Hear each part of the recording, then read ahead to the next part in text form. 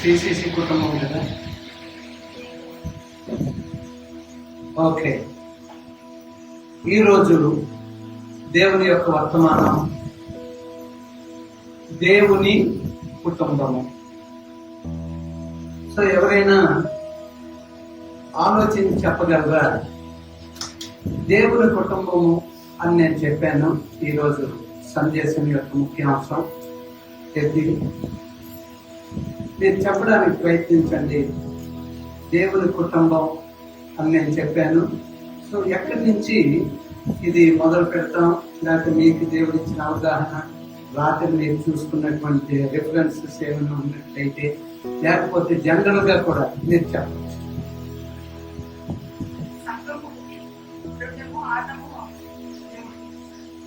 దేవుని సంఘము, ఆదాము. ఓకే, ఇంకా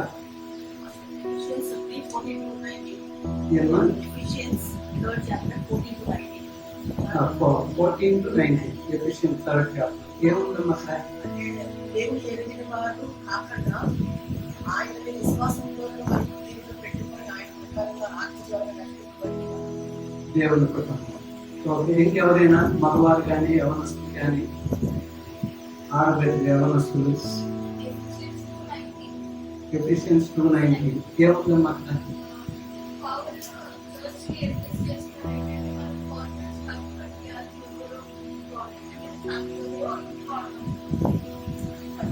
దేవుడు ఇంటివాడు, దేవుని ఇంటివాడు అంటే అపోస్తలుడైన పౌలు అందరి గురించి చెప్తూ ఉన్నప్పుడు దేవుని ఇంటి వారును అని కూడా మాట వాడాలి. ఇంకా ఎవరైనా? లేకపోతే అలా చూసి వదిలిపెట్టేస్తున్నారు? చూసి ఆలోచించాలి. బైబిల్ తెలియని వారైనా ఆలోచించి చెప్పాలి. మీరు చెప్పినవన్నీ కూడా చాలా కరెక్టే, కానీ ఇక్కడ దేవుడు మనతో ఏం మాట్లాడతాడో అవి ఎత్తు దేవుణ్ణి కనపడతాం. హల్లెలూయా. ఈరోజు మనం బైబిల్ గ్రంథంలో నుంచి 4వ పుస్తకానికి వెళ్ళబోతున్నాం. 4వ పుస్తకం అంటే ఏంటంటే 4వ పుస్తకం అంటే ఏంటండి?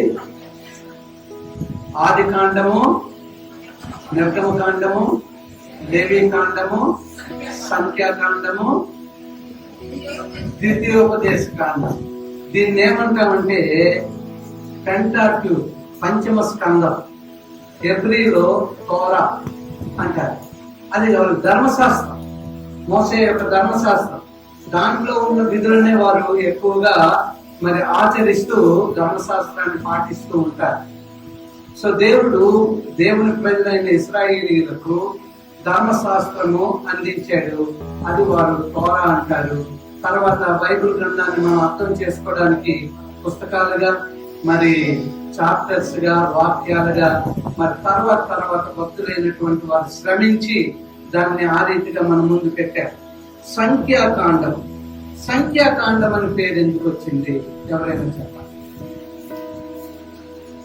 అంటే ఇంకా మనం ప్రభు రాకడ దినాల్లో ఉన్నాం గనుక కొంత చరిత్ర కూడా మనం తెలుసుకోవాలి.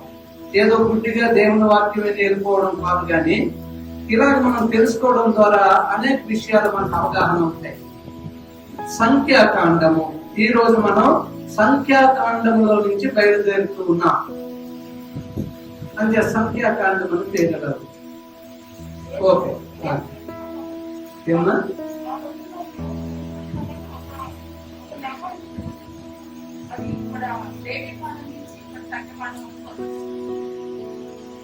దేవుడు ఒక నెంబర్ ఇచ్చేవారంట, లేవి కాండం నుంచి సంఖ్యాకాండం వరకు. ఓకే, అది కూడా కరెక్ట్ అయ్యి ఉండొచ్చు. కానీ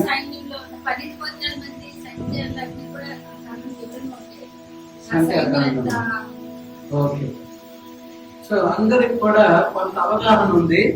ఇక్కడ మనం చూసుకుందాం ఎందుకు సంఖ్యాకాండం దీనికి పేరు వచ్చింది అంటే, సింపుల్ గా ఇప్పుడు మీరు చెప్పినటువంటివి కూడా దాంట్లో ఇంక్లూడ్ అవుతాయి. మనం సంఖ్యాకాండం 1వ అధ్యాయం 2 నుంచి 46 వచనాలు చూసుకున్నట్లయితే, మోషే ప్రజలను లెక్కించాడు. మోసే ప్రజలను లెక్కించాడు.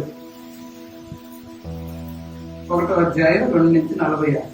మళ్ళా రెండో రెఫరెన్స్ మీకు చూసుకున్నట్లయితే 26వ అధ్యాయాన్ని 1-26వ అధ్యాయానికి వెళ్తే అక్కడ కూడా 2వ వచనం నుంచి 51వ వచనం వరకు మోయాబు మైదానంలో ప్రజలను లెక్కించడం మొదలుపెట్టారు. అంటే సంఖ్యాకాండంలో 2 మారులు ప్రజల్ని లెక్కించడం అనేది మనం ఇక్కడ చూస్తూ ఉన్నాము. మొదటి అధ్యాయం 2-46, 26వ అధ్యాయం 2-51 వరకు మరి మోయాబు మైదానంలో మరి అక్కడ వారు లెక్కించిన రీతిగా చూస్తూ ఉన్నాం. మోసే లెక్కించినటువంటి వారు యవనస్తులు మాత్రమే. మోసే ఎవరిని లెక్కించాడు అంటే యవనస్తులను లెక్కించాడు. 20 ఏళ్ళు వయసు ఉన్నటువంటి వారిని లెక్కించాడు. వీరందరూ కూడా సైన్యం. లెక్కించినటువంటి వారందరూ కూడా, లెక్కింపు వెళ్ళినటువంటి వారందరూ కూడా సైన్యం. స్త్రీలు, వృద్ధులు, లేవీయులు వారిని మాత్రం లెక్కించలేదు. చెప్పండి, ఎవరెవరిని లెక్కించలేదు? స్త్రీలు, వృద్ధులు, లేవీయులు. అంటే దేవుడు పని చేస్తున్నటువంటి వారిని లెక్కించలేదు. దేవుడు పని చేసేవారు దేవుడి పనిలోనే ఉండాలి కనుక వారిని, వృద్ధులను, స్త్రీలను లెక్కించలేదు.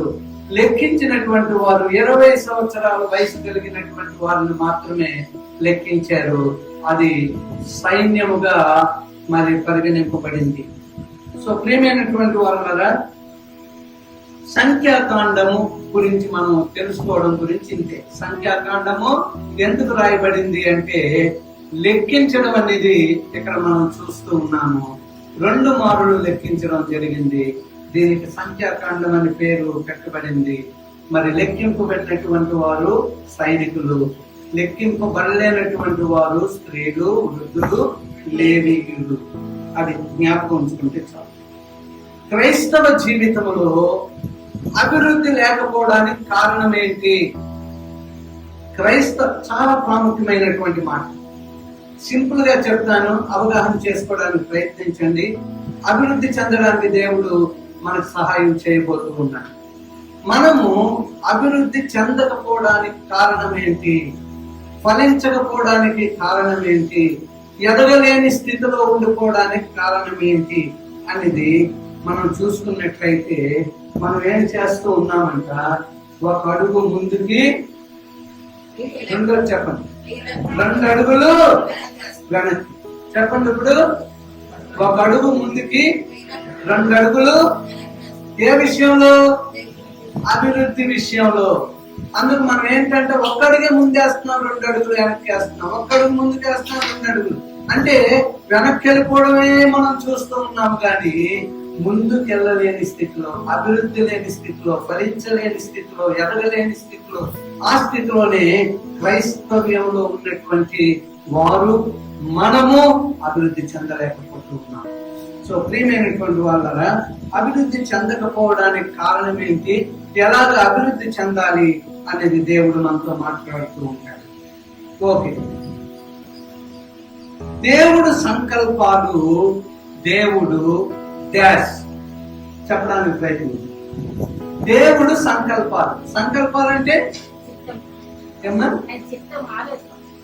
ఆయన చిత్తం, ఆయన ఆలోచన. అంటే ఎవరి పట్ల? మన పట్ల. దేవుని యొక్క సంకల్పాలు డాష్. Very good. అంటే దేవుని సంకల్పాలు దేవుడు నెరవేర్చుకుంటాడు. ప్రార్థన కొరకు చప్పట్లు కొరకు. ఎందుకంటే ఆలోచించకుండా చెప్పడం జరిగింది కనుక చప్పట్లు వచ్చాయి. దేవుని సంకల్పాలు దేవుడు డాష్ ఏంటండి? నెరవేర్చుకుంటాడు అంతే. ఆయన దేవుడు, నెరవేర్చకుండా ఆయన వెనకంజి వేయవాడు కాదు. ఆయన ఒకసారి సంకల్పిస్తే ఆయన నెరవేరుస్తాడు. అయితే ఆయన మనల్ని అభివృద్ధి చేసేవచ్చు కదా అని మీరు అడగవచ్చు. ఎందుకు మీరు అడగరాలి? ఆయన సంకల్పం నా మీద ఉంది కనుక ఆయనే నన్ను నడిపించేవారు కదా అని మీరు అడగచ్చు.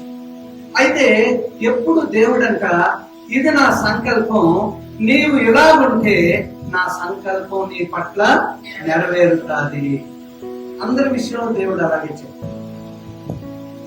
అందుకే యెహోషువ దేవుని ప్రజలారా దేవుని కార్యాలన్నీ చూసి మళ్ళీ వెనకంజ వేస్తూ ఉంటే మీరేస్తే వేయండి, మళ్ళా తిరిగి ఆ దేవతలను పూజించండి, కానీ నేను నా యొక్క ఇల్లు, నా యొక్క కుటుంబం ఆయనను మేము వెంబడించాము, అలాగే మేము కొనసాగుతాం. స్థిరమైనటువంటి దృఢ విశ్వాసం కలిగి పలికినటువంటి మాట. సో ప్రియమైనటువంటి వాళ్ళరా, దేవుడు సంకల్పాలు దేవుడు నెరవేర్చుకుంటాడు. ఆయన ప్రణాళికలకు డాష్. ఇప్పుడు మీరు చెప్పడానికి ప్రయత్నం, ఆయన ప్రణాళికలకు డాష్. ప్రయత్నించండి. ఆయన ప్రణాళికల కంట మనం సహకరించాలి. ఏం చేయాలమ్మా? సింపుల్. అతను అన్నాడు, నేను నీ కొరకు ఒక ప్రణాళిక వేశాను, నువ్వు ఇప్పుడు ఏం చేయాలి? సహకరించాలి. అంతే నీ పని. చూడండి, మనందరం చెప్పాలి, దేవుడు ప్రణాళికలు మన మీద ఉన్నాయి, మన కొరకు ఉన్నాయి. జగత్ పునాది వేయబడక మునిపే మనల్ని చూశాడు, అద్భుతంగా రక్షించాడు. మంచి పాపంలో ఉన్నటువంటి మనల్ని పాపమును క్షమించి మరి ఎక్కడ పడేసాడో తెలియదు అంటే మన పాపాలు ఆయన జ్ఞాపకమే లేవంట. అటువంటి గొప్ప దేవుడు ప్రణాళిక కలిగి ఉన్నాడు నీ పట్ల, నా పట్ల, యవనస్తుని పట్ల, పెళ్ళైన వారి పట్ల, ఉద్యోగస్తుల పట్ల, వ్యాపారస్తుల పట్ల ఆయన ఒక ప్రణాళిక కలిగి ఉన్నాడు. నీ పట్ల, నా పట్ల సంకల్పం కలిగి ఉన్నాడు. మనం ఏం చేయాలంట? గట్టిగా చెప్పండి, సహకరించాలి. ఇప్పటి వరకు సహకరించకపోయినా పరిశుద్ధాత్మ దేవుని సహాయం ద్వారా మనం ఏం చేయాలి అంటే సహకరించడానికి, ఆయన ప్రణాళిక ఇది అని తెలుసుకున్నప్పుడంట సహకరించాలి. అప్పుడు మీరు అనుకోవచ్చు, సహకరించాలి అని క్యాకులేస్తున్నాం కానీ ఎలా సహకరించాలండి అనొచ్చు. ముందుకు మనం వెళ్తూ ఉన్నప్పుడు దేవుడు మనతో మాట్లాడుతూ ఉంటాడు. అంటే సహకరించడం అంటే ఏంటంటే యాక్చువల్ గా విజ్ఞత. విజ్ఞత అంటే ఏంటంటే జ్ఞానము, ఆలోచన, వివేచన అన్ని కలిగిన వాడు ఏం చేస్తాడంట సహకరించడం. అంటే విజ్ఞత అంటే ఎదగడానికి ప్రయత్నిస్తాడు. అంటే దేవుడు మనల్ని తలగా చేస్తానన్నటువంటి ఆయన సంకల్పం, ఆయన వాగ్దానం మన పట్ల నెరవేర్చడానికి మనం అంటే విజ్ఞులమై ఉండాలంట ఆయన పట్ల. అప్పుడంట మనం ఎదగడానికి, ఎక్కడ మనకు లాభదాయకం ఉందో ఆ లాభదాయకం చూసుకోవడానికి మనము విజ్ఞత కలిగి ఉంటాము. ఆత్మీయ జీవితంలో ఎక్కడ లాభం ఉంది, దేవుడికి ఎక్కడ చోటు ఇవ్వాలి, వాక్యం చదవడానికి, ప్రార్థించడానికి, దేవుని బిడ్డలతో సహవాసం చేయడానికి, ఇలాగా మనం ఇంకా అది మనకు లాభం. ఆత్మీయ స్థితిలో ఏది లాభదాయకమో, ఎక్కడ మన ఎదుగుదల ఉందో అది మనం చూసుకోవడం అంట మనకి విజ్ఞత. అంటే మనం ఎప్పుడు సహకరించగలము? మనం విజ్ఞులమైనప్పుడు, అంటే ఎదగాలని ఆశ కలిగి ఉన్నప్పుడు, లాభం పొందాలని ఆశ కలిగి ఉన్నప్పుడు, అధికమైన మేలు అనుభవించాలి అని ఆశ మనం కలిగి ఉన్నప్పుడు, ఆశే మనం సహకరించాలి. మన ఆశే మనము ఆయనకు. ఆశ లేదనుకోండి మనం సహకరించడం లేదు, ప్రార్థించడం లేదు, వాక్యం చదవడం లేదు, దేవుని బిడ్డలతో సహవాసం లేదు, చర్చికి వెళ్ళడం లేదు, ఇవన్నీ ఉన్నాయనుకోండి మనం విజ్ఞత లేని వారిగానే ఉండిపోతూ ఉంటాం. ఓకే, ఇప్పుడు చాలా ప్రాముఖ్యమైంది జగన్మోహన్ రెడ్డి గారికి నేను మొదలడం. మరి ఎందుకు బైబిల్లో ఉన్న చాలా విషయాలు ఆయన యొక్క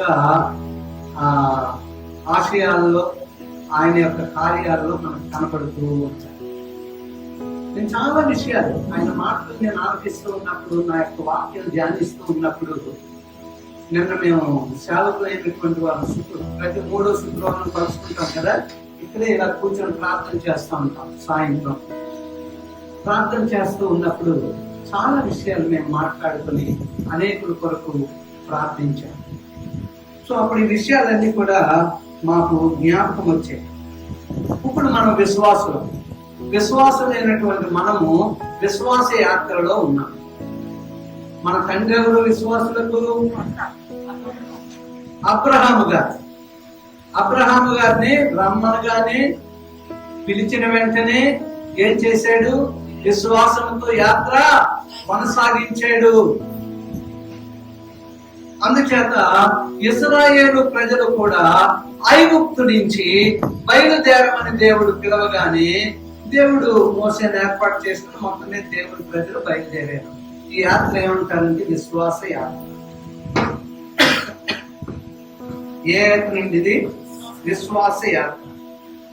ఓకే, విశ్వాస యాత్రలో అబ్రహాం చూస్తూనే ఉన్నాడు. పునాదులు గల పట్టణం చేరాడండి? చేరలేదు. ఎందుకంటే మనందరం తెలిసి ఒకసారి చేరు. ఆయన ఏం చేశాడంట? విశ్వాస యాత్రలో చూస్తూనే ఉన్నాడు. దేవుడు ఎక్కడికి నడిపిస్తాడా అని కొనసాగించాడు. యాత్ర ముగించాడు. ఇప్పుడు కూడా ఆయన అలాగే చూస్తూ ఉన్నాడు. విశ్వాస యాత్రలో మనందరం ఉన్నాం. ఇజ్రాయేల్ ప్రజలందరూ కూడా విశ్వాస యాత్రలో ఉన్నారు. అయితే విశ్వాస యాత్ర కొన్ని దినాలలో, కొన్ని నెలల్లో వెళ్ళిపోవలసింది. ఎన్ని సంవత్సరాల యాత్ర చేశారు? 40 సంవత్సరాల యాత్ర చేశారు. అంటే ఈ విశ్వాస యాత్ర చాలా దూరం పయనించాలి. చెప్పండి అందరూ, చాలా దూరం పయనించాలి. ఇప్పుడు అసలు మనకు వస్తాయి, మీకు అర్థమైపో. దూరం ముఖ్యం కాదు. అతను ఈ మధ్య ఆడవాళ్ళకి ఏదో యాత్ర పెట్టాడు. అది అంటే దూరం ముఖ్యం కాదు కానీ దిశ ముఖ్యం. చూసారా? మరి ఆ మాట మీరు చదివి విని అర్థం చేసుకున్నారో లేదు కానీ ఇప్పుడు మనం అర్థం చేసుకుంటాం. దూరం ముఖ్యం కాదు, దిశ ముఖ్యం. అందుకే ఏమంటున్నాడు? యాప్ డౌన్లోడ్ చేసుకోండి అందరూ. ఇంకా టెక్నాలజీ పెరిగిపోతుంది. జస్ట్ మీరు ఇలా నొక్కగానే అది మీరు ఎంత దూరంలో ఉన్నారు, ఏ పోలీస్ స్టేషన్ పరిధిలో ఉన్నారు, ఎన్ని కిలోమీటర్లు, ఇవన్నీ కూడా అక్కడ తెలుసుకోవడం. ఏ యాప్ లో అమ్మా? దిశ యాప్.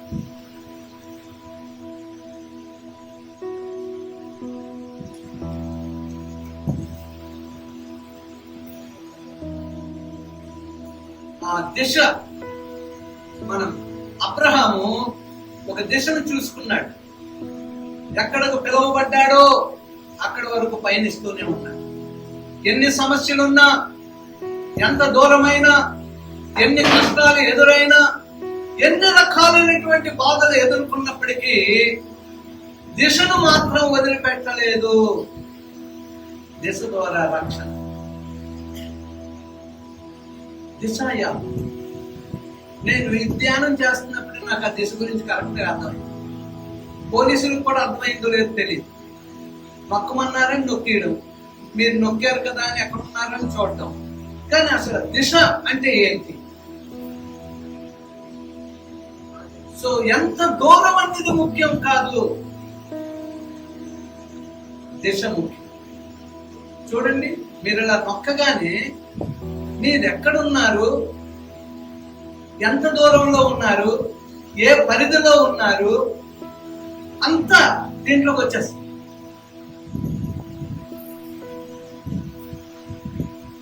నేను నేవీలో ఉన్నప్పుడు, ఇప్పుడంటే హై టెక్నాలజీ వచ్చింది కానీ అప్పుడు ఎలాగంటే శత్రువు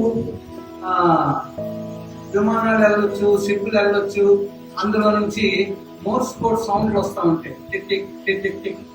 ఎప్పుడైనా రేడియో విన్నా, ఎక్కడైనా విన్నా ఈ సౌండ్ మీరు వింటూ ఉంటారు. కికిక్ కికిక్ టిక్. ప్రతి దానికి ఒక అక్షరం మాట. కికిక్ అంటే ఐ, డాడిడా అంటే ఎన్. ఇలాగా సౌండ్లు వస్తూ ఉంటాయి. సౌండ్లు వచ్చినప్పుడు ఇక్కడి నుంచి డైరెక్షన్ ఫైండింగ్ అని మేము చూస్తూ ఉంటే ఆ సౌండ్స్ దీంట్లోకి వచ్చే అనుకోండి, అది దొరికిపోయిందండి.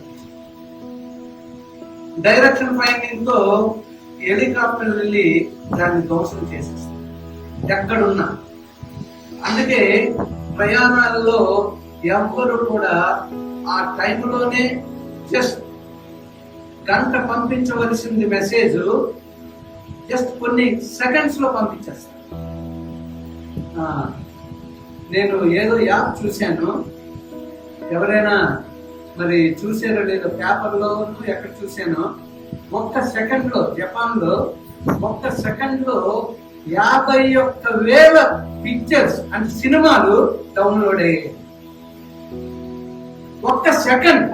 నేను మళ్ళా చూశాను, అమ్మ ఈ సెకండా కాదా, ఒక సెకండ్ అంటే అయిపోయింది. ఎన్ని వేలండి?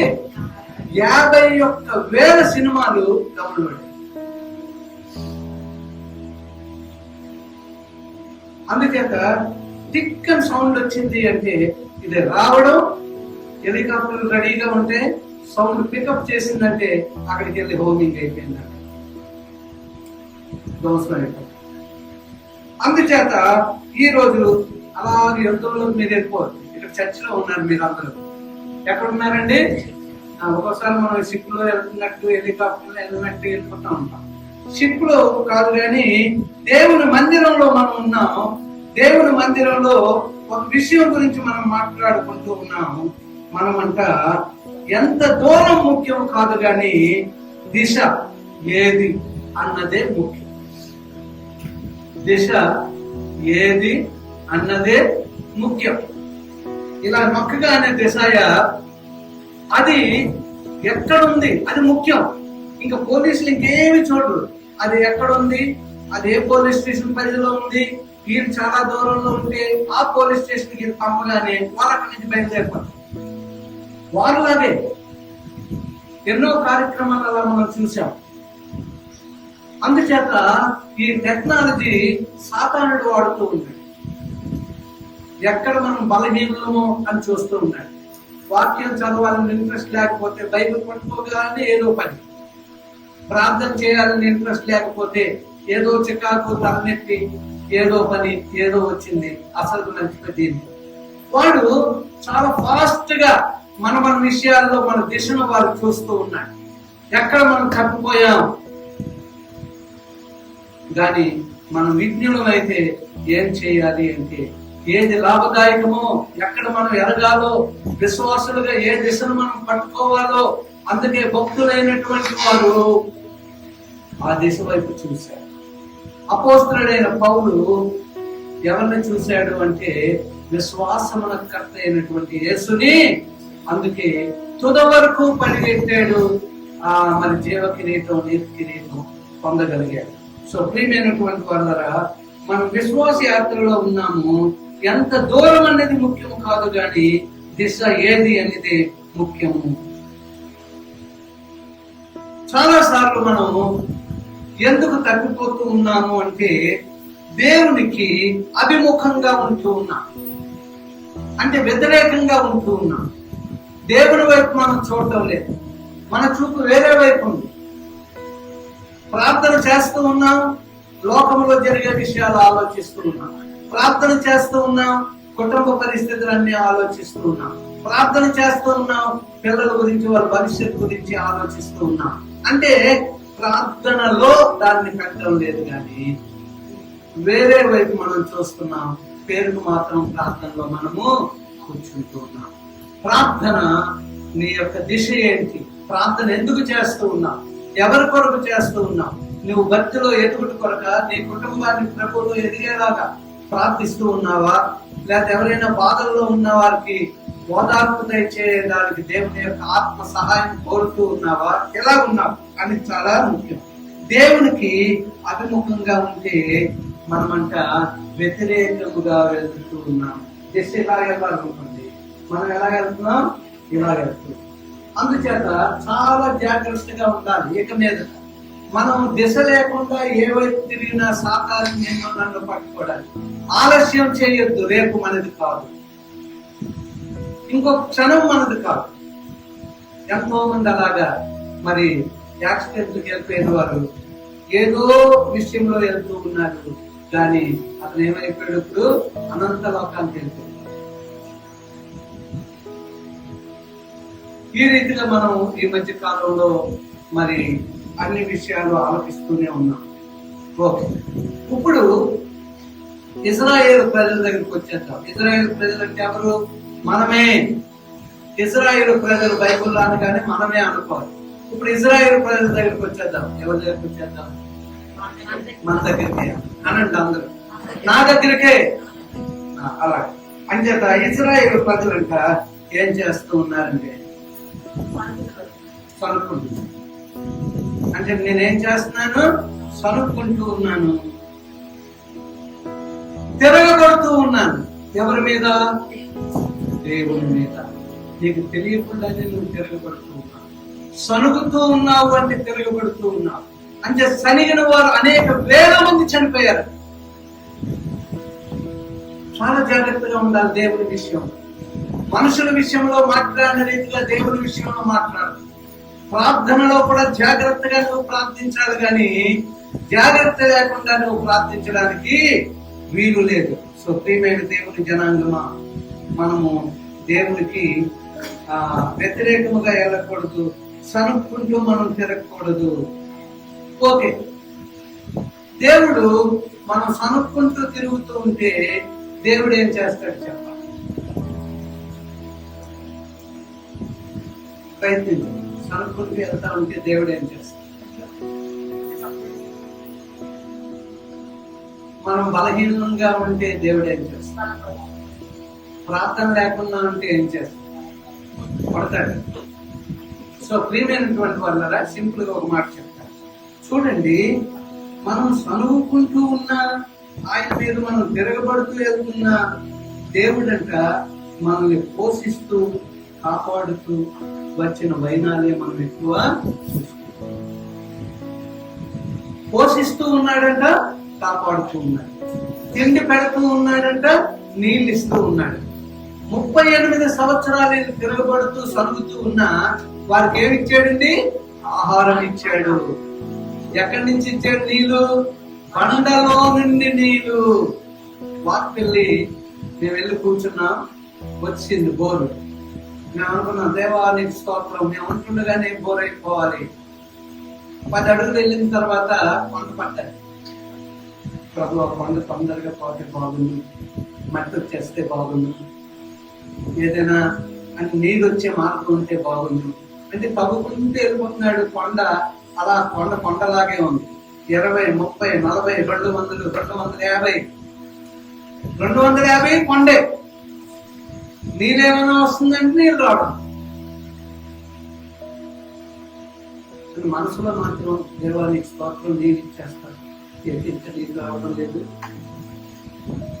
ఇంతేనా నీళ్ళు రావడం లేదు, అందరూ ఇంకా రావేమో అనుకుంటా ఉంటే ఆ వాన్లు, బోరు వాన్లు ఆగుపోతాయి. ఎలాగంటే ఇలాగే వస్తా ఉంటే అలాగే పడిపోతా ఉంటాయి. వానరు గారు మాట ఆ లారీ ఎప్పుడా తీసుకుంటాడో తెలియదు. అలాగే వచ్చాడు, పడిపోతే ఎవరెవరంటే మా వానరు గారంటే అని అక్కడ ఉన్న ఆపరేటర్ని పోరా అన్నాడు. ఆ టూరుతో అక్కడే కూర్చొని ఆ వేసినవి ఆ 2 లాగేశాడు. లాగేసి మా దగ్గరికి వచ్చి 2 డ్రమ్ములు నీళ్ళు వస్తాయి, సరిపోతాయి కదా కుటుంబానికి? సరిపోతాయండి. 2 డ్రమ్ములు వస్తాయి. అలాంటి ఏ నీళ్ళు లేవు. అయితే అంతా కొండే. 270 అడుగులు వెళ్ళాం. ఇంకా 300కి వెళ్తే వస్తారు, 400కి ఇంకేది వద్దు, దేవుడే చూసుకుంటాడు. 270తో ఆఫ్ చేశాం. వచ్చేసాం. 4-5 రోజుల తర్వాత మరి విమర్శకులు పంప్ తీసుకున్నాం. తీసుకొని వెళ్ళిపోయి వేసేయండి అన్నాన్ని. నేను ఇక్కడ ప్రార్థన చేస్తున్నాను. మేస్త్రి గారు అందరూ వెళ్ళిపోయారు, వేసాడు. వేయగానే 2 డ్రమ్ములు నీళ్ళు వచ్చాయి. అతను చెప్పినట్టు 2 డ్రమ్ములు నీళ్ళు. వీళ్ళు వెళ్ళి మళ్ళా ఫోన్ చేసి వచ్చినప్పటికి మళ్ళా 2 డ్రమ్ములు నీళ్ళు వచ్చాయి. అలా వేస్తా ఉంటే 2 డ్రమ్ములు నీళ్ళు వచ్చేస్తున్నాయి. 6 డ్రమ్ములు వేస్తున్నాం. తర్వాత అక్కడ పాస్టర్ గారు ఏమన్నారంటే, బావగారు మంచి నీరు వస్తున్నాయండి అంటే అంతా కూడా రాయే గనక ఇంకెక్కడ చెత్త బురద ఇది అది ఏమీ లేదు, తాగడానికి చాలా బాగున్నాయి. ఇంతకు ముందు మేము నీళ్ళు ఎన్ని వాడినా పైపు నీళ్ళు తెచ్చుకుంటేనే వండుకునేవాళ్ళం. ఇప్పుడు మన బోర్వెల్ నీరే వండుకుంటూ ఉన్నాం. చాలా బాగున్నాయి అని చెప్పి అన్నారు. అంటే నీరు లేదు, ప్రార్థించాం, చేసాం, ₹1,00,000 ఖర్చు అయింది, కానీ నీళ్ళు లేకపోతే ఎలాగా? కానీ దేవుడికి తెలుసంటే ఏ విషయంలో అపోలేసాం, ఏ విషయంలో అక్కడ ఇల్లు కడుతున్నాం, ఏ విషయంలో అక్కడ మనం వెళ్ళాం అసలు సేవ చేయడానికి. ఇప్పుడు వరకు ఎలా జరిగిన సేవ భవిష్యత్తులో ఏదో ఆయన చేయబోతున్నాడు. మీరు చెప్పండి, ఏదో ఆయన చేయబోతున్నాడు అనండి. ఏదో ఆయన చేయబోతున్నాడు, ఏదో ఆయన చేయబోతున్నాడు, ఏదో ఆయన చేయబోతున్నాడు, గొప్ప కార్యం చేయబోతున్నాడు దేవుడు. అందుచేత మంచి నీరు అంటే బండ అనగానే నాకు జ్ఞాపకం వచ్చింది. బండలో నుంచి నీళ్లు, ఆ బండ క్రీస్తే అది మంచి నీరు, జీవజలపు ఓట. ఎన్ని 26-30 లక్షల కాల్వలానికి మరి ఆహారం కట్టబడింది, నీళ్లు ఇవ్వబడ్డాయి. అటువంటి గొప్ప దేవుడు మన దేవుడు. ఇంకెందుకు మీరు సంకోచిస్తారు మన దేవుడు కొరకు? నీవు నేను సనుక్కుంటున్నాం, తిరుగుబాటు చేస్తున్నాం, ఆయనకు మనం విజ్ఞులుగా లేము. ఇది నాకు ఈ భక్తి లాభదాయకం అని మీకు లేదు, ఎదిగే ఆ తత్వం మీలో లేదు, అందుకే మనం బలహీనం అయిపోతున్నాం. అందుచేత ఇక మీదటంట దేవుని కుటుంబం దేవుని దిశలో, దేవుడు మనకు చూపెట్టిన మార్గంలో, విశ్వాస యాత్రలో మనం కొనసాగడం నేర్చుకోవాలి. దేవునికి స్తోత్రం కలుగుగా. ఇంకా ఒక విషయం చూసుకుంటే, ఏ మార్గం గుండా వెళ్తున్నారండి ఇశ్రాయేలు ప్రజలందరూ? అరణ్య మార్గం గుండా వెళ్తూ ఉన్నారు. ఇంకే మార్గం గుండా వెళ్తున్నారండి? ఎడారి మార్గం గుండా వెళ్తూ ఉన్నారు. అరణ్యము, ఎడారి. దేవుడు అంతా కూడా పోషిస్తూ ఉన్నాడు. ఇప్పుడు ఆలోచించండి, దేవుని యొక్క సన్నిధి, దేవుని యొక్క మహిమ వారు వెళ్తున్న మార్గం అంతా ఎలా ఉందంట? మేము ఎడారిలో ఉండి వచ్చాము కనుక రాజస్థాన్ లో ఎడారిలో ఎలా ఉంటాయి? పెద్ద పెద్ద కొండలు ఉంటాయి, రాయి కొండ. అదే టైంలో దెబ్బ అంటే ఈ యొక్క ఇసుకతో ఉన్నటువంటి కొండ. గాలి వేసింది అనుకోండి, ఈ ఇసుక కొండ 5 కిలోమీటర్ల దూరంలో మళ్ళీ వెళ్ళి డిఫరెంట్ వేలో ఫామ్ అయిపోతూ ఉంటాయి. అంటే దెబ్బాస్ ఉంటాయి, అంటే ఇసుక కొండలు ఉంటాయి, మామూలు కొండలు ఉంటాయి. ఎంత అంటే ఇంకా ఎంత అంతా కాదు. ఇప్పుడు బెహ్రెన్ అలాగే దుబాయ్ ఆ ప్రాంతాల్లో వాళ్ళ ఎండల కంటే మండిపోతూ ఉన్నారు. సో ప్రియమైనటువంటి వాతారా, ఇప్పుడు చూద్దాం. అక్కడ దేవుని ప్రజలు అక్కడ ఉన్నారు, ఎడారి అరణ్యం. అక్కడ కొండలు కనబడుతూ ఉన్నాయి, ఆకాశం కనబడుతూ ఉంది, దేవుని యొక్క మహిమ వారి మీద ఉంది, మహిమ వెదజల్లుతూ ఉంది. ఎక్కడ చూసినా దేవుని వెలిగేనంట. అక్కడ ఏం జరుగుతూ ఉందంటే ప్రత్యక్ష గుడారం అక్కడ ఉంది. ప్రత్యక్ష గుడారంలో ఎవరున్నారు? ఎన్ని భాగాలుగా ఉంది ప్రత్యక్ష గుడారం? 3 భాగాలుగా ఉంది. ఆవరణము, పరిశుద్ధ స్థలము, అతి పరిశుద్ధ స్థలము. అక్కడ ఏముందండి? మందసం ఉంది. మందసంలో 3 ఉన్నాయి. ఏంటి ఆ 3? మన్నా పాత్ర ఉంది, అహరోను ఫలించిన కర్ర ఉంది, ఇంకా 10 ఆజ్ఞలు, దేవుడిచ్చిన 10 ఆజ్ఞలు. దైవ సన్నిధి అక్కడ ఉంది. దేవుని ప్రజలు ఎక్కడున్నారు? తూర్పు, పడమర, ఉత్తర, దక్షిణ. ఏం వేసుకున్నారు? డేరాలు వేసుకున్నారు. డేరాల్లో కదా వాళ్ళు అప్పుడు నివాసం అంతా. ఇప్పుడు లాంటి కాదు, ఆ డేరాలు వేసుకొని ఉన్నారు. ఎన్ని కిలోమీటర్లు తెలుసండి? ఎటు చూసినా 12 కిలోమీటర్లు. అదంతా వాళ్ళ లెక్క, దేవుని లెక్క. ఎటు చూసినా 12 కిలోమీటర్లు. మధ్యలో దేవుని మందసం ఉంది. 4 వైపులా డేరాలు ఉన్నాయి. ఎవరి గోత్రాలు, ఎవరి వంశం, వారి వంశం, వారి గోత్రం ప్రకారము వారి ఇల్లు, డేరాలు నిర్మించుకుని ఉన్నారు. మధ్యలో దేవుడు ఉన్నాడు. దేవుని కుటుంబం దేవుని మహిమతో నింపబడి ఉంది. చప్పట్లు కొట్టి దేవుని హల్లెలూయా. ఎక్కడిద్దరు ముగ్గురు నా నామమును కూడి ఉందరో వారి మధ్యలో ఉంటానని సెలవిచ్చిన దేవుడు సిసిసి కుటుంబముగా ఆయన ఇచ్చిన స్థలంలో కూడి ఉండగా ఆయన సన్నిధి మన మధ్యలో ఉంది. ఆనాడున్న దేవుడు ఈనాడు కూడా మన మధ్యలో ఉన్నాడు. ఎంత చక్కని దృశ్యం అండి అది. దేవుడు మధ్యలో ఉన్నాడు. 12 కిలోమీటర్ల దూరంలో తూర్పు, పడమర, ఉత్తర, దక్షిణ. మేస్త్రి గారికి బాగా తెలుస్తుంది. ఎవరైనా ఇల్లు తీసుకోవాలన్నా, స్థలం తీసుకోవాలన్నా, ఇల్లు కట్టుకోవాలన్నా వాళ్ళు మొదటి చూసేది ఏంటి అంటే ఈస్ట్. తర్వాత వారు చూసేది ఏది అంటే నార్త్. తర్వాత వారు చూసేది ఏంటంటే వెస్ట్. ఆఖరి స్వామి ఇదే వాళ్ళు చూసుకుంటారు. మన చర్చ్ ఈస్ట్ వైపు ఉంది. రమణమూర్తి గారి ఇంటి గుమ్మం నార్త్ వైపు ఉంది. విశ్వేశ్వర లక్ష్మి వెస్ట్ వైపు ఉంది. సౌత్ వైపు ఎవరు లేరు ప్రస్తుతానికి. అంటే మనకున్న స్థలం, నేను మామూలుగా మీకు అర్థమయ్యేలా చెప్తున్నా. మనకి స్థలం ఎక్కడున్నా ఎలా కట్టుకున్నా పర్వాలేదు, దేవుని యొక్క సన్నిధి ఉంటారు. చూడండి, దేవుని మందసం అక్కడ ఉంది. 12 కిలోమీటర్ల దూరంలో ఈ యొక్క గోత్రాలన్నీ కూడా చక్కగా వేసుకుని ఉన్నారు. దేవుని మహిమతో స్థలం అంతా నింపబడి ఉంది.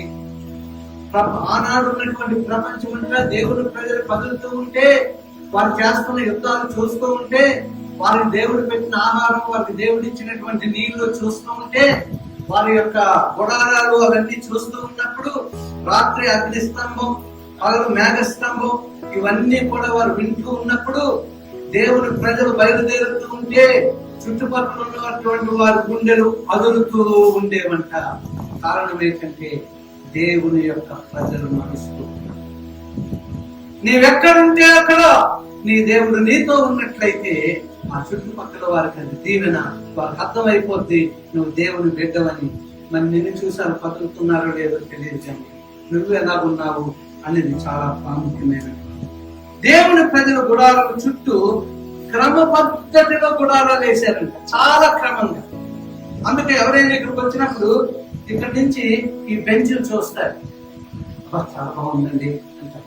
వెనక్కి వెళ్ళి చూస్తారు, స్టిక్కర్ చూస్తారు, గ్రేస్ అండ్ పీస్, చాలా బాగుందండి అంటారు. ఇక్కడికి వచ్చి చూస్తారు, చాలా బాగుందండి అంటారు. ఇదేంటి? దేవుడు మధ్యలో, దేవుడు మనకిచ్చినటువంటి స్థలం. ఇక్కడ మనం ఆరాధించుకుంటూ ఉన్నాం, ఆయన మన మధ్యలో ఉన్నాడు.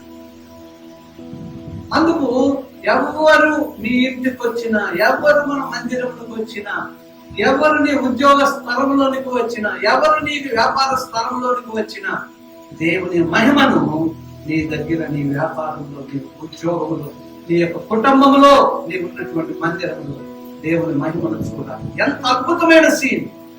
ఈ రోజు మీరు ఇంటికి వెళ్ళి ఒకసారి చూసుకోండి. ఇంకా మీకు ఈరోజు హోంవర్క్ ఉంది, వచ్చే వారానికి మీరు అందరూ కూడా తీసుకుని వస్తారు. హోంవర్క్ ఉంది. హోంవర్క్ చాలా కష్టమైంది కాదు, కానీ నిజంగా కష్టమైంది. కష్టం కానట్టే ఉంటుంది, కానీ కష్టమైందిగానే ఉంటుంది. సో ప్రియమైనటువంటి వాళ్ళ ఇంకొంచెం ముందుకు వెళ్దాం. మధ్యలో దేవుడు, ఆయన చుట్టూ ఆయన కుటుంబం. ప్రపంచంలో అంత అద్భుతమైనటువంటి దృశ్యం, ఇజ్రాయేలు ప్రయాణంలో ఉన్నటువంటి దృశ్యం ఎక్కడ ఎవరు చూసి. చూడండి, మనకి ఆ ప్రత్యక్ష గుడారం బుక్ లో 20 రూపాయల పుస్తకం, మరి ఎంతమంది కొనుక్కున్నారు? ఇప్పుడు ఆ పుస్తకం దొరకమన్నా దొరకదు. యాజకులు ఎంతో మంది పాస్టర్ గారికి ఫోన్లు చేస్తే నెట్ లో డౌన్లోడ్ చేసుకోనని చెప్తున్నారు. ఎంత చక్కగా ఉంది ఆ పిక్చర్స్. వెళ్ళి చూడండి, లేకపోతే నెట్ లోకి వెళ్ళి చూడండి. దేవుని యొక్క నివాసం ఉన్నటువంటి ఆ యొక్క డేరాలు, ఆ యొక్క స్థలం. ఇప్పుడు మనం ఎక్కడికి ప్రయాణం చేస్తున్నామంటే మన దిశ ఎటువైపు ఉంది? ఎవరైనా చెప్పండి, ఎవరు? మనం ఏ దిశలో ప్రయాణిస్తూ ఉన్నాం? గొప్ప దేశము కొరకు, కనాను దేశము కొరకు, నూతన యెరూషలేము కొరకు మన ప్రయాణం. ఇప్పుడు ఎబ్రీ పత్రిక 11వ అధ్యాయం 14 నుంచి 16 ఎవరైనా చదువు.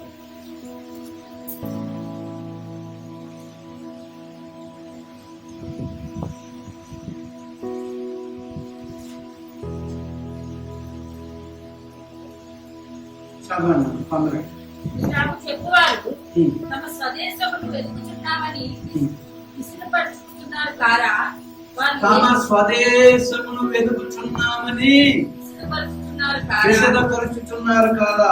వారు ఏ దేశం నుండి వచ్చిరో ఆ దేశం జ్ఞాపకమందుకున్న ఎడల మరలా వెళ్ళటకు వారికి వీలు కలిగి ఉండును.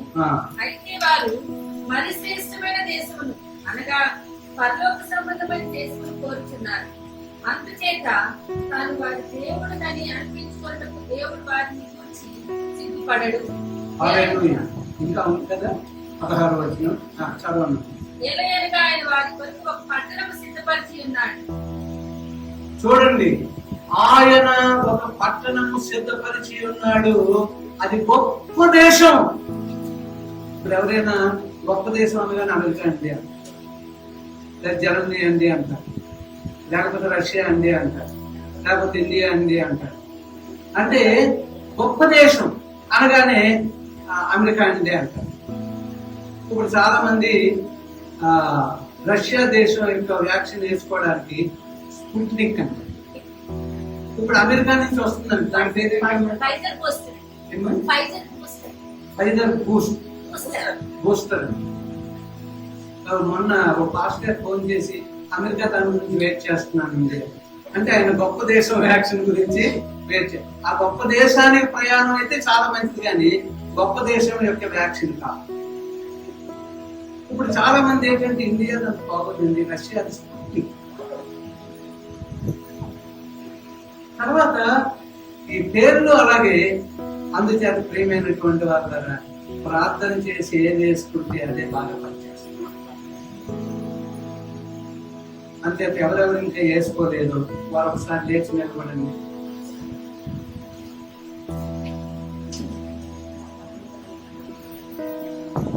అలా వేస్తూనే ఉన్నది. కూర్చోండి అమ్మ, మీరు ట్రై చేయండి వేసుకోవడానికి. తక్కువ వయసు ఉన్నటువంటి వారికి మళ్ళా తొందరలో ఈ సచివాలయాల్లో ఎప్పుడైతే ఏర్పాటు చేస్తారో, అంటే జగన్మోహన్ రెడ్డి ఎక్కువ అడుగుతున్నాడు, హాస్పిటల్కి ఇవ్వడం కన్నా మాకు ఇవ్వండి మేము అందరికీ వేస్తామని చెప్పి. హాస్పిటల్లో డబ్బులకు కనుక చాలా తక్కువ మంది వెళ్తూ ఉన్నారు. అదే మనకున్నట్టయితే అందరికి, అంటే సచివాలయాల్లో వేసినప్పుడు అందరూ వెళ్ళండి. 18 సంవత్సరాల నుంచి ఏ వయసు అయినా సరే అందరికీ వేస్తారు. వేసుకోవడం చాలా మంచిది. ఎంత తొందరగా వేసుకుంటే అంత మంచిది. అందరం వేసుకుందాం. మేము కూడా ఎప్పుడో వేసుకోవాలి. కరోనా వచ్చిన వారు 84 రోజులు వేచి ఉండండి అని ఒక నిర్దేశం చేశారు కనుక అలా ఉండిపోయి మొన్నే వేయించుకున్నాం.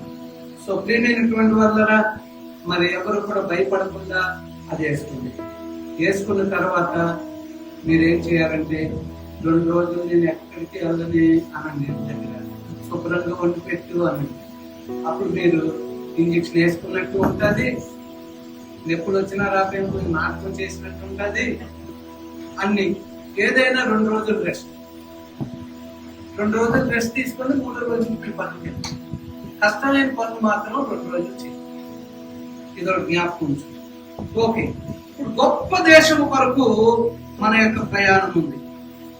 దేవుడు ఏం చేస్తున్నాడంట, ఆయన తండ్రి కనుక మనం చంటి పెట్టాం.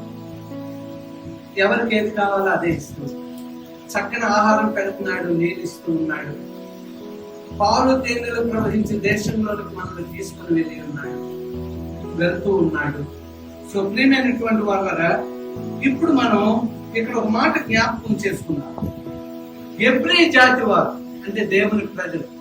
ఎబ్రీ జాతి వారంట వాళ్ళు ఏం చేస్తూ ఉంటారంట, వంశం అనేది వారికి చాలా ముఖ్యమైనది. వారి యొక్క వంశం, వారి యొక్క గోత్రాలు ఆ కుటుంబాల్లో ముడిపెట్టబడి ఉంది. మేము బెన్యామీన్ గోత్రం అండి, మేము యోధా గోత్రం అండి, ఇలా చెప్పుకుంటూ ఉంటారు కదా. చాలా గొప్పది వారు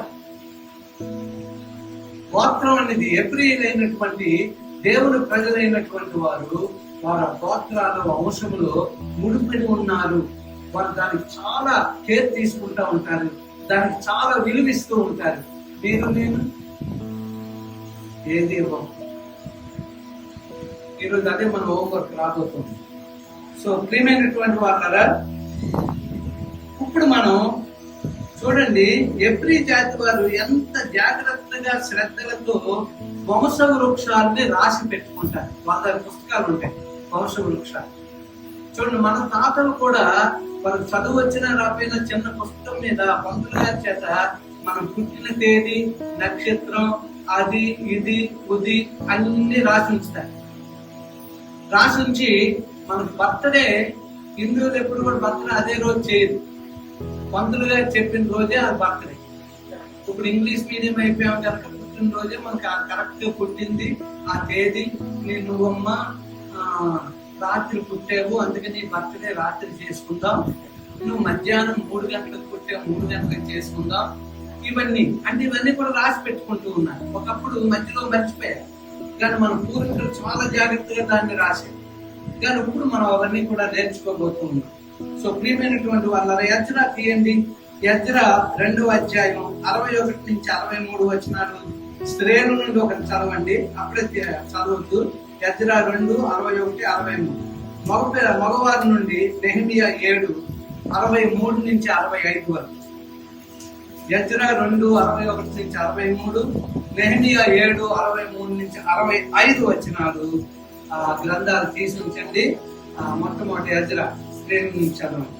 మరియు యాజకులలో అవాయ వంశస్థులు, హక్కోను వంశస్థులు, గిలాదీయుడైన బర్జిల్లయ్యకు కుమార్తెలు ఒకరిని పెళ్లి చేసుకొని వారి పేర్లను బట్టి బర్జిల్లయ్య అని పిలువబడిన వారి వంశస్థులు ఈ వంశావళి లెక్కలో తమ పేర్లను వెతికినప్పుడు అవి కనబడిపోయినందున యాజక ధర్మంలో నుండి ప్రత్యేకింపబడి అభివృద్ధులుగా ఎంచబడి మరియు పారసీకుల అధికారి అంతే చాలు. ఇప్పుడు మగవారి నుంచి చదవండి, నెహెమియా గ్రంథం చదవండి, తీసుకొచ్చారు కదా. 63 నుంచి 7, 63 నుంచి 65 చదవండి.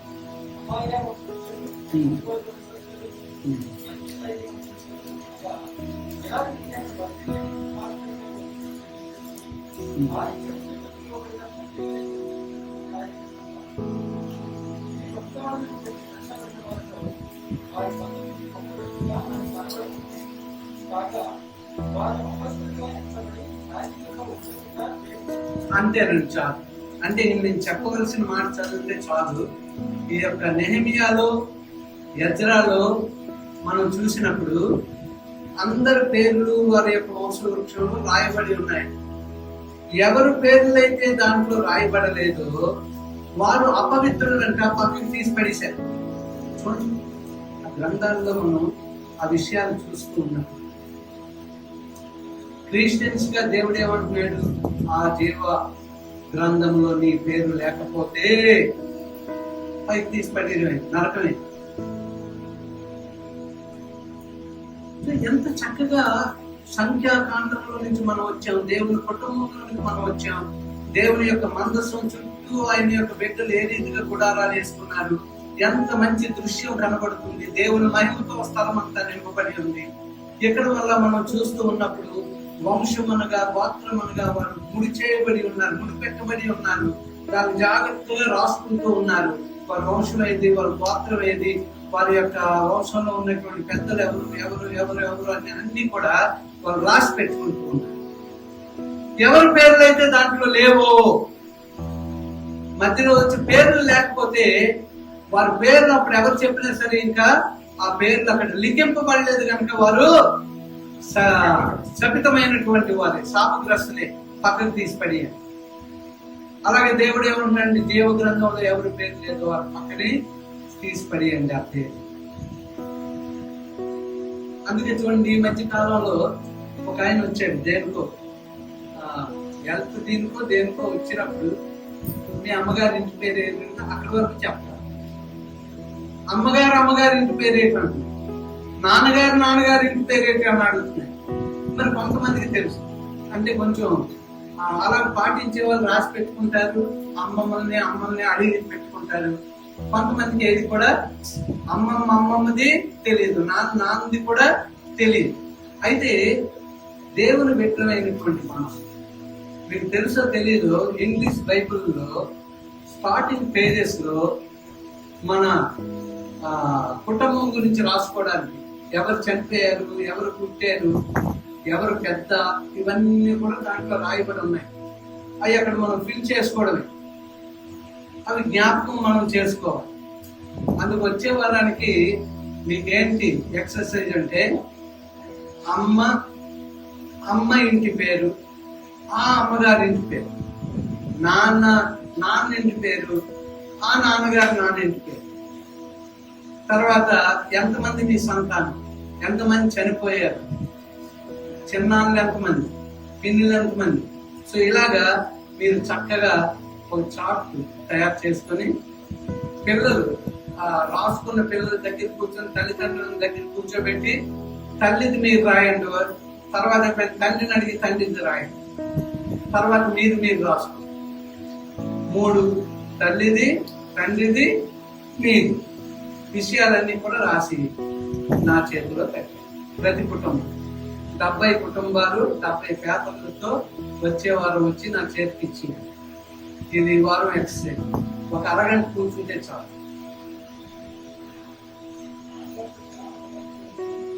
అమ్మగారు అంటే అమ్మగారు ఇంటే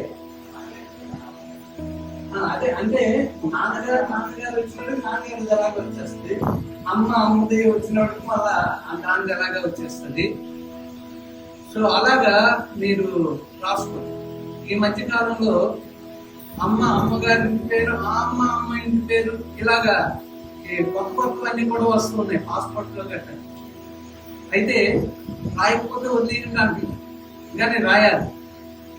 సో ప్రియమైనటువంటి వాళ్ళరా, ఇది మీ ఎక్సర్సైజ్ వచ్చేసరి.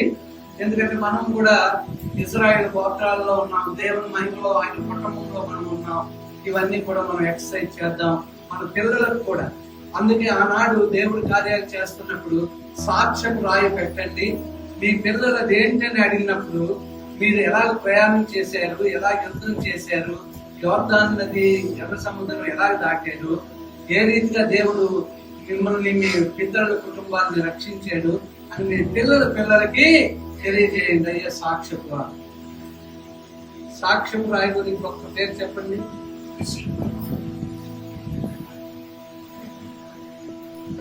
ఇంకేదైనా ఎవరైనా ఉందా? Okay okay. అయితే మీరు ఇలాంటివన్నీ కూడా అక్కడ రాయండి. మీకు తెలిసినవన్నీ కూడా సాక్ష్యం రాళ్ళన్నీ కూడా మీరు రాయండి. ఓకే. ఇప్పుడు ఎవరినైనా మనమంట దేవుని పిల్లలమ్మ, ఈ రిఫరెన్స్ రాసుకోండి, చదవం. కానీ చదవవలసిన రిఫరెన్స్ ఆఖరిగా ఉంది, అది చదివి మనం ముగిద్దాం. పైనుండి జన్మించినటువంటి దేవుని పిల్లలమైనటువంటి మనము దేవుని పిల్లలు. చాలా మందికి నువ్వు మారు మనసు పొందావా అంటే ఇబ్బంది. పొందానండి. రక్షణ పొందావా? పొందానండి. మారు మనసు వేరు, రక్షణ వేరు.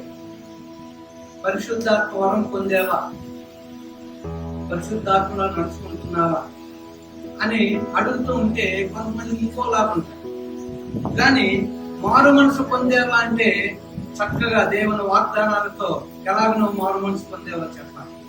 రక్షణ అడగగానే ఏ రీతిగా నీవు రక్షింపబడ్డావు దాని గురించి నువ్వు చెప్పే రీతిగా ఉండాలి. 1 యోహాను 3:2 అంటే నేను చెప్పేది రాసుకోవడం, నేను చదవచ్చు. 1 యోహాను 3:2, యోహాను సువార్త 1:13, యోహాను సువార్త 1:13, గలతీ 3వ అధ్యాయం 26-29, గలతీ 3వ అధ్యాయం 26-29, రోమీయులకు రాసిన పత్రిక 8వ అధ్యాయం 14-16.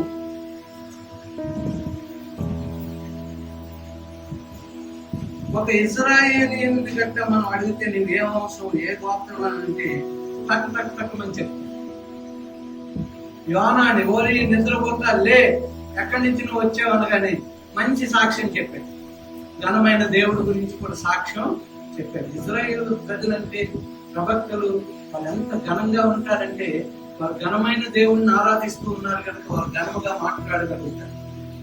అందుకే నేను చెప్పాను కదా, నా జీవితంలో నా బంధువుల ముందు ఎలా సాక్ష్యం ఇచ్చాను. మన గోత్రం ఏదండి?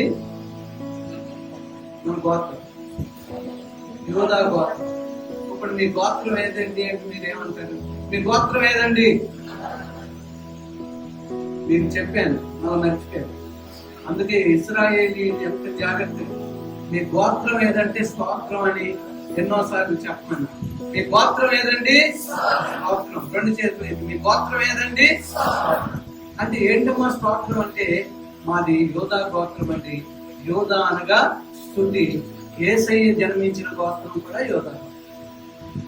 మీ వంశం ఏదండి అంటే ఏమంటారు? నీతి సూర్యుని వంశం. నీతి సూర్యుడు ఎక్కడున్నాడు అంటే మలాకి 4:2 ఉన్నాడు. తర్వాత చదువు. ఆయన నీతి సూర్యుడు. ఎన్నోసార్లు మేము సూర్యవంశం అండి అన్నాం. ఒకరోజు నేను ఎక్కడికో ఒంగోలులో ఒక ఊరు వెళ్ళాను. అందరూ కూడా అక్కడ చౌదరీసే. వీళ్ళు రాజుల కుటుంబంలో రక్షణ పొందారని అక్కడ ద్రాక్ష అమ్మగారని ఆవిడ ఒక్కరే ఊరికి రక్షణ పొందినాడు. రామాలయం ఉంది, మొత్తం ఊరంతా కూడా చౌదరీసే. దుస్తులు ఎలా వస్తున్నారంటే, అమ్మో శ్రీరామచంద్రుడు వంశం నుంచి వచ్చినటువంటి, మనం చెప్పలేదు ఇగో రాజుగారు రక్షణ పొందారంట, అందరూ రండి అని ఒక ఆవిడ పెద్ద ఆవిడ వచ్చేస్తుంది. అందరూ చాలా మంది వచ్చారు అక్కడ సువార్త చెప్పాలి అంటే మనం చెప్పవలసిన పని లేదు. దేవుడు అంత గొప్పవాడు. ఆ రీతిగా మనం ఉండాలి.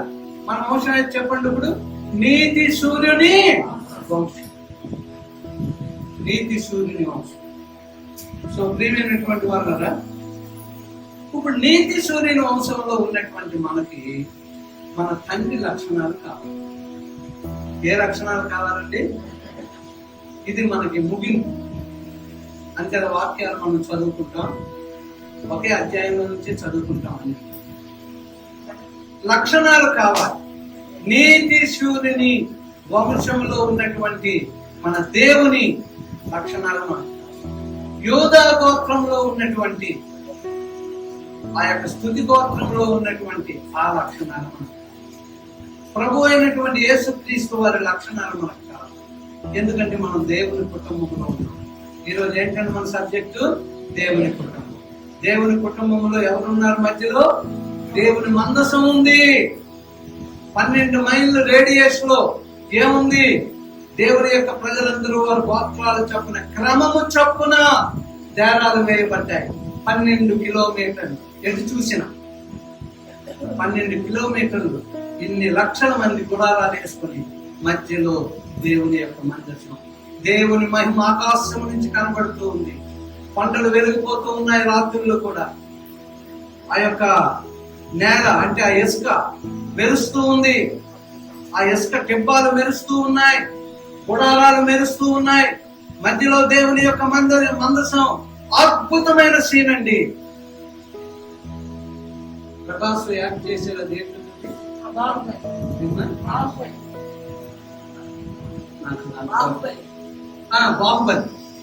బాహుబలి డైరెక్టర్ ఎవరండి? ఏమన్నా రాజమౌళి. అలా గట్టిగా చెప్పాలి. రాజమౌళి. అమరావతి డిజైనర్ ఎవరు? రాకుండా రాజమౌళి. రాజమౌళిని చంద్రబాబు నాయుడు తీసుకొచ్చి అది. సో ప్రియమైనటువంటి వాళ్ళరా, మనది, మన గుడారాలు, మన ప్రదేశం ఎవరిది? ఆ డిజైనర్ పరలోక దేవుడు. ఆయన మహిమతో ఆ గుడారాలన్నీ కూడా వెలిగిపోతున్నాయి. రాత్రులు కూడా మెరుస్తూ ఉన్నాయి గుడారాలు. చీకటిలో వెలుగు ప్రకాశిస్తూ ఉంది. అటువంటి దేవుణ్ణి మనం కలిగి ఉన్నాం. అందుచేత ప్రియమైన దేవుని జనాలు ఆ లక్షణాలు ఆ బిడ్డల్లోనికి రావాలి. ఇప్పుడు నేను ఎక్కువ కోప్పడ్డాను అనుకోండి, మాస్టర్ గారు అనొచ్చు, మీదే వచ్చింది లిల్లీ లేక లివీ అనొచ్చు. ఇలాగా తండ్రి లక్షణాలు, కుటుంబంలో లక్షణాలు, మేనమామ లక్షణాలు పిల్లలకు కూడా వస్తాయి. మేనమామ అపహాస్యం చేస్తున్నాడు అనుకోండి, మేనల్లుడు కూడా అపహాస్యం చేసినప్పుడు కూడా ఉంటాడు. సరే, అచ్చ మేనమామ లక్షణం. కానీ మనకి ఏ లక్షణాలు కావాలి? దేవుని లక్షణాలు. అపహాస్యం చేసే లక్షణం కాదు, కోపగొట్టే లక్షణం కాదు, దేవుని లక్షణాలు ఏమై ఉన్నాయి ఇప్పుడు మనం చూసుకోబోతున్నాం. నాకు ఆనోక్ గారు చదివితే నాకు దగ్గరగా ఉంటారు కనుక 1 యోహాను 3వ అధ్యాయం తీసుంచండి. అందరూ తీసుంచుదాం. 1 యోహాను 3వ అధ్యాయం తీసుంచుదాం. తండ్రి లక్షణాలు బిడ్డలలో ఉన్నాయా? మన తండ్రి ఎవరు? దేవాది దేవుడు, ప్రభు అయిన యేసు, పరిశుద్ధాత్మ దేవుడు, త్రిత్వమైన దేవుడు. ఆ లక్షణాలు మనకు కావాలి. ఓకే, మొట్టమొదటి లక్షణం 1-2 వచనాలు చదవండి.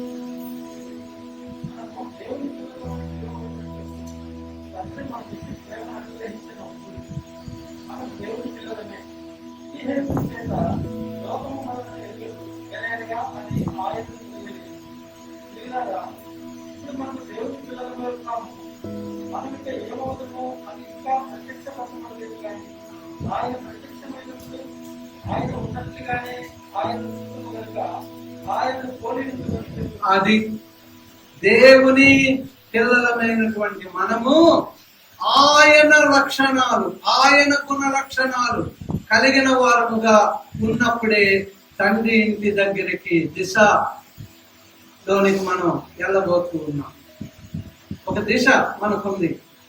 ఎటు మనం చెదిరిపోయినా ప్రభు మనల్ని ప్రేమిస్తూ, ఆహారం ఇస్తూ, నీళ్ళు ఇస్తూ కాపాడుతూ ఉన్నాడు. మనం తప్పిపోయినా, పడిపోయినా, బలహీనమైపోయినా మరలా పిలుస్తూ ఉన్నాడు. జీవ గ్రంథంలో నీ పేరు తీసివేయడానికి వీల్లేదు, తీసివేయబడవచ్చు. వెళ్ళిపోద్ది నీ పేరు అని అనుకుంటూ ఉంటుండగానే నువ్వు బలహీనుడు అయ్యావు. ఒకసారి ఎంబీఆర్ కాలేజీలో లిమిట్ చదువుతున్నాను. ప్రాక్టికల్కి వెళ్ళలేదు. నాకు ఫోన్ చేశాను, మీ అబ్బాయి ప్రాక్టికల్ రాలేదు, తండ్రి మీరు రండి అన్న. అనగానే నేను ఎరా నువ్వు వెళ్ళలేదు అంటే వెళ్ళేనే అన్నా. ఇద్దరం కలిసి వెళ్ళాం ప్రిన్సిపాల్. ఆ ప్రిన్సిపాల్ ఎలాగంటే డిగ్రీ చదివిన వాళ్ళు 6-7 కాదండి, వాయించేయడం. Second principal, vice principal. పాపం పెద్ద ప్రిన్సిపల్ ముసలైన ఏమంటే ఎవరిని, రెండో ఆయన మాత్రం చెంపలు వాయి కొడతాడంటే ఆడపిల్లలైన మగపిల్లలైన. పిలిచాడు, ఇవి ఎలా నించున్నాడు, ఇలా నించున్నాడు. వీడేం చేయాలి? భయపడుతూ ఉండాలి. నేను ఇలా చూస్తూ ఉంటాడు, భయపడినట్లేదు, అన్ని చూస్తున్నాడు. నువ్వు ఎందుకు రాలేదు ప్రాక్టికల్కి అంటే వచ్చానండి అంటుంది. ఏది మరి లేదు, ఇది మరి నీ టీచర్ ఏమీ వేయలేదు, అయితే రాలేదేమో అంటున్నాడు. నేను ఆయన వైపు చూశాను, సారీ సార్ మరి నాకు తెలియదు, ఈసారి నేను అంటున్నాడు. అంటే ఆ రిజిస్టర్లో చిన్న చుక్కలు పెట్టున్నాయి డేట్ దగ్గర. వీడు కామ్గా ఊరుకోవచ్చు కదా, మన పిల్లలకి పక్కవంచిన ఏది ఇలా చూసి రాలేదంటే అక్కడ చుక్కలు పెట్టారు మీరు అంటున్నాడు. అంటే తన్నమంటావో వెళ్తావో అవతలు కానీ. అంటే పాపం వాళ్ళు ఆప్షన్ పెట్టరు. ఎందుకంటే ఆప్షన్ పెడితే నువ్వు ఫెయిల్ అయిపోతావు. ఆప్షన్ రిజిస్టర్ వెళ్ళిందంటే ఇన్ని ఆప్షన్ల కంటే ఎక్కువ ఉంటే నువ్వు డబ్బు కట్టాలి, లేకపోతే ఫెయిల్ అవుతావు. అందుకు ప్రిన్సిపాల్ మనం ప్రేమించి కంట్రోల్ కనుక అక్కడక్కడ మన ఎల్లపైన చిన్న ఆయన నమ్మకం పంపించిన తర్వాత ఆయన అంటున్నాడు, చూసారా ఆడు చుక్కలు పెట్టారని నన్ను అడుగుతున్నాడు అంట. నేను చుక్కలు ఎందుకు పెట్టాను అంటే పెద్దోళ్ళని పిలిపించి మీ మంచి మాటలను బట్టి ఆడు వచ్చాడు అని టిక్ పెడదామని చుక్కలు పెట్టాను. ఆడు చుక్కలు పెట్టారు అని నన్ను అడుగుతున్నాడు. అంటే చాలా జాగ్రత్తగా మన లక్షణాలు ఎలా ఉన్నాయి జ్ఞాపకం చేసుకోండి. ఇప్పుడు చూడండి, తండ్రి లక్షణాలు బిడ్డలలో ఉన్నాయా లేవా? క్రీస్తు పోలికలు క్రీస్తును కలిగి ఉన్న మనలో ఉన్నాయా లేవా? ఓకే, ఇప్పుడు మనం చూద్దాం. 1-2 వచనాలు చదివా కదా, 3వ వచనం చదవాలి. ఆయన ఎందుకు నిరీక్షణ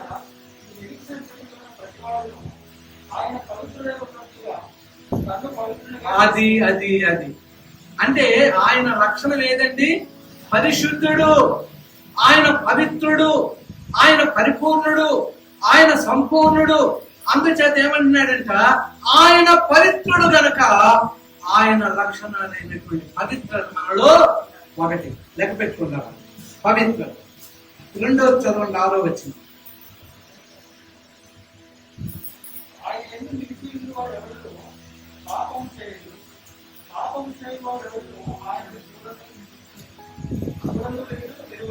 చూడండి, అంటే పాపము చేయకూడదు, పాపము నుండి దూరముగా ఉండాలి. ఎందుకు దూరంగా ఉండాలి? ఆయన అంటే మన పాపాలను క్షమించి వెనక పార్శ్వం వేసాడట, సముద్రపు లోతుల్లో వేసాడట. మనకి ఆయన మన పాపాలను దూరపరిచాడట, ఆయన రక్తముతో మనల్ని శుద్ధీకరించాడు. అంటే మొట్టమొదటి పరిశుద్ధముగా ఉండాలి, రెండవది పాపానికి దూరముగా. అందుకే యేసయ్య ఈ లోకంలో ఉన్నప్పుడు ఏమంటూ ఉన్నాడు, ఎవడైనాను నాలో పాపం ఉన్నదని నేరస్థాపన చేయగలిగిన వాడు ఎవడైనా ఉన్నాడా? సవాలు విసురుతూ ఉన్నాడు. ఎవడైనా ఉన్నాడా నాలో పాపం ఉందని? పాపము లేనివాడు, పాపరహితుడైన వాడు, పవిత్రుడైనటువంటి వాడు మన ప్రభువు గనక రెండవ లక్షణం పాపానికి దూరముగా ఉండుట. మూడవ దానికి వెళ్దాం. 9వ వచనం చదువు.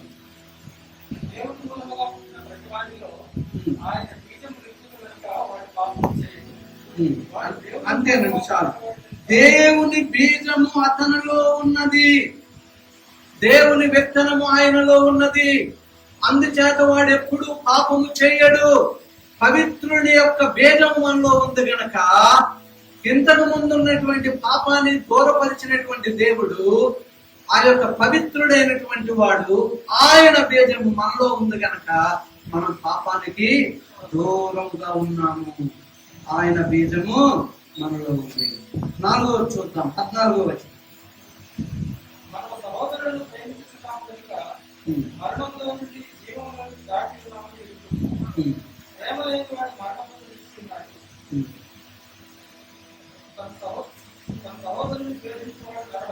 అంటే ఇక్కడ మనం చూస్తూ ఉన్నప్పుడు సహోదర ప్రేమ, ఆయన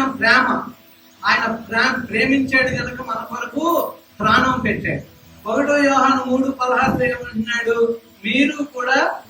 మీరు ఇతరులను ప్రేమించినట్లయితే మీరు కూడా వారి కొరకు ప్రాణం పెట్టేవారిగా ఉండాలి. ఇది 3:16 సువార్తలో, అది 1 యోహాను 3:16లో. అది ప్రేమ, మనలో ప్రేమ గురించి, ఆ యొక్క ప్రేమ అంట, ఆ స్నేహం అంట ప్రాణం పెట్టేదిగా ఉండాలి అని చెప్తూ ఉన్నాడు. సహోదర ప్రేమ గురించి చెప్తూ ఉన్నాడు. ఇప్పుడు 5వ చూద్దాం, 16-17 వచనాలు చదవండి.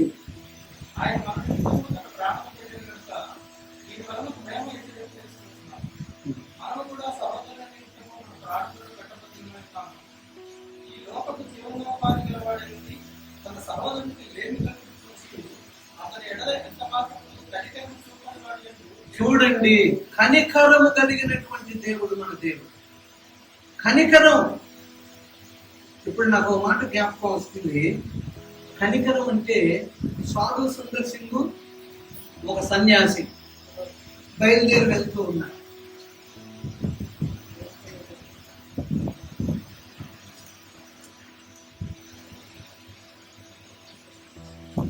ఎవరమ్మా బయలుదేరి వెళ్తూ ఉన్నారు? సన్యాసి మఠంలోకి సన్యాసి సాధు సుందర్ బయలుదేరి వెళ్తూ ఉంటే చలి, విపరీతమైన చలి, తట్టుకోలేకపోతూ ఉన్నారు. మంచు పడిపోతూ ఉంది, ఎత్తుగా ఎక్కి వెళ్తూ ఉంటారు. సాధు మఠాలు, సన్యాసులు ఇవందరూ కూడా ఎత్తులో ఉంటారు. ఆ మంచు కొండల మీద ఎక్కి వెళ్తూ ఉంటే ఒక ఆయన మురుగుతూ ఆ చలిని తట్టుకోలేక పడిపోయి రక్తం కారుతూ ఒక వ్యక్తి పడి ఉన్నాడు.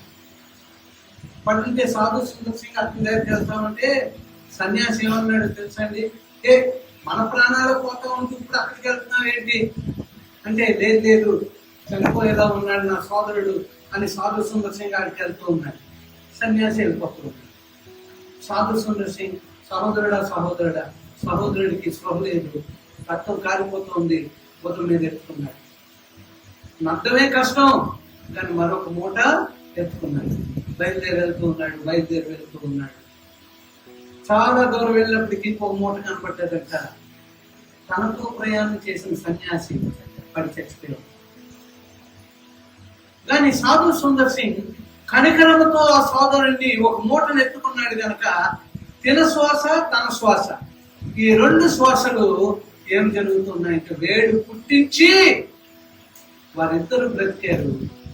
ప్రాణం కాపాడుకోవడానికి ఆ సన్యాసి ఆ మఠం దగ్గర పడుతుందని ఎరిపోయిన వాడు తట్టుకోలేక చలిని ఆ యొక్క ముద్దలాగా అయిపోయి చచ్చింది. అంచేత కనికరం అనేది చాలా గొప్పది. కొన్ని టెస్టులు ఉన్నాయి, ఐఏఎస్లకి, ఐపీఎస్లకి, ఐఆర్ఎస్లకి. ఆ టెస్టులు అందరూ పాస్ అవ్వలేదు. ఆ చదువులు చదువుకున్న వారే ఆ ఇంటర్వ్యూలు పాస్ అవ్వడం చాలా కష్టం. ఇలాంటి కొన్ని వస్తూ ఉంటాయి సన్నివేశాలు. అంటే దేవుని బిడ్డలమైన మనకి ప్రభువు కనికర సంపన్నుడు గనక, అందుకే మన మీద కనికరం చూపాడు కనుక ఈనాడు మనం రక్షణ పొందాం. అంచేత ఆయనలో ఉన్న గుణ లక్షణం కనికరం. ఇప్పుడు 6వ చూద్దాం, 22వ వచనం.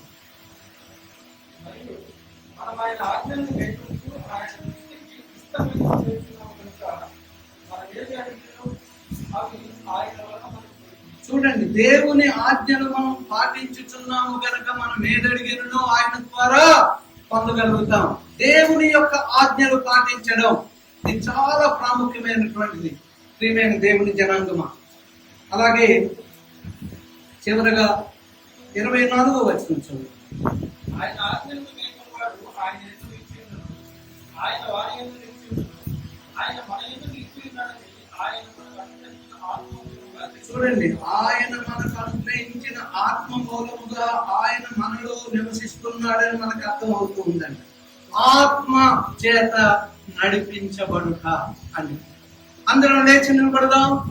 ఎవరు కన్నులు తెరవకుండా కన్నులు మూసుకునండి. నేను మాట్లాడుతూ ఉంటాను, మీరు ప్రార్థిస్తూ ఉండండి. అందరం లేచి నిలబడి కన్నులు మూసుకుని 105 రోజుల తర్వాత తిరిగి మళ్ళీ ఆయన సన్నిధికి మనం వచ్చి ఉన్నాం. దేవుడు మనల్ని ప్రేమించి మనతో మాట్లాడి ఉన్నాడు. మీరు నా కుటుంబం, మీకు ఎప్పుడు ఏది కొదువు ఉండదు, ఆహారానికి కొదువు ఉండదు, నీళ్ళకు కొదువు ఉండదు, మారు మనసుకు కొదువు ఉండదు, జీవగ్రంథంలో మీ పేరు రాయబడి ఉన్నది. అంతకంటే మీకేమి కావాలి?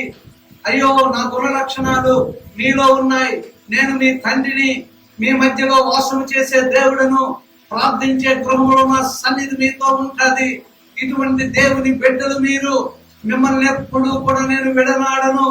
కనికర సంపన్నుడు, ప్రేమామయుడు అయినటువంటి దేవుడు మనతో ఆయన వాక్కు ద్వారా మాట్లాడి ఉన్నాడు.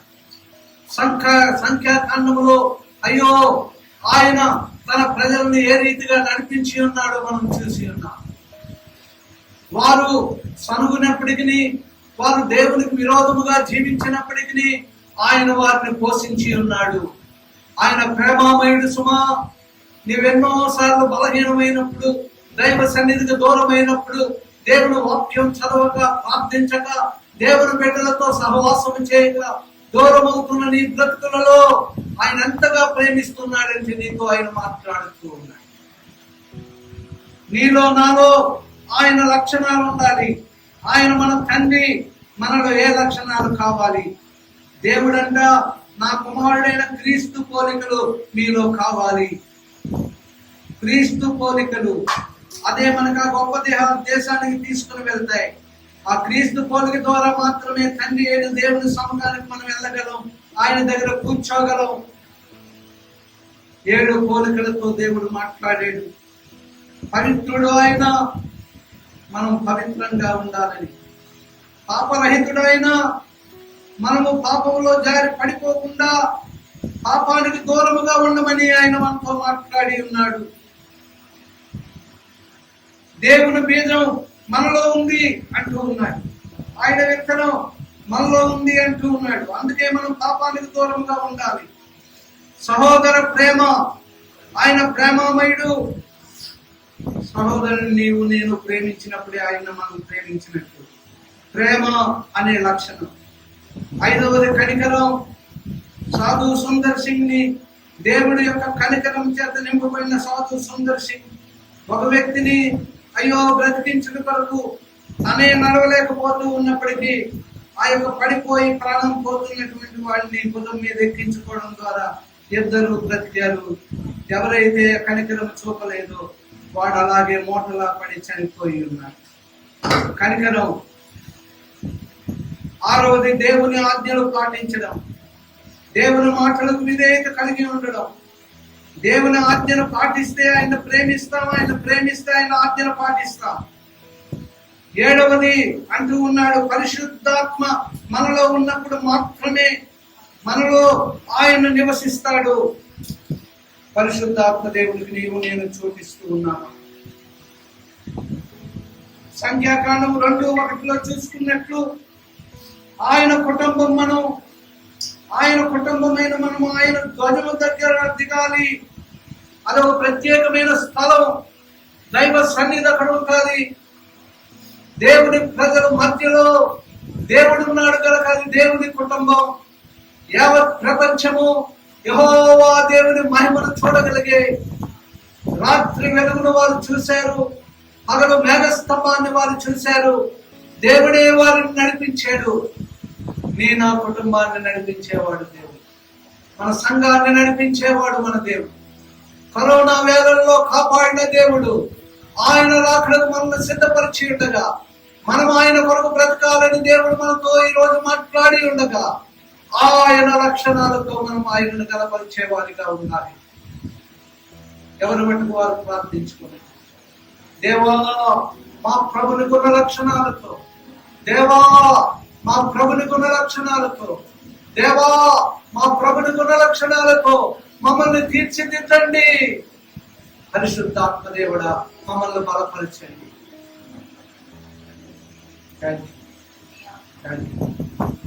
ముఖ దర్శనం చాలయా నాకు నీ ముఖ దర్శనం చాలయా, ముఖ దర్శనం చాలయా నాకు నీ ముఖ దర్శనం చాలయా. సమీపించని తేజస్సులో నివసించునా దైవమా. హల్లెలూయా. సమీపించని తేజస్సులో నివసించునా దైవమా.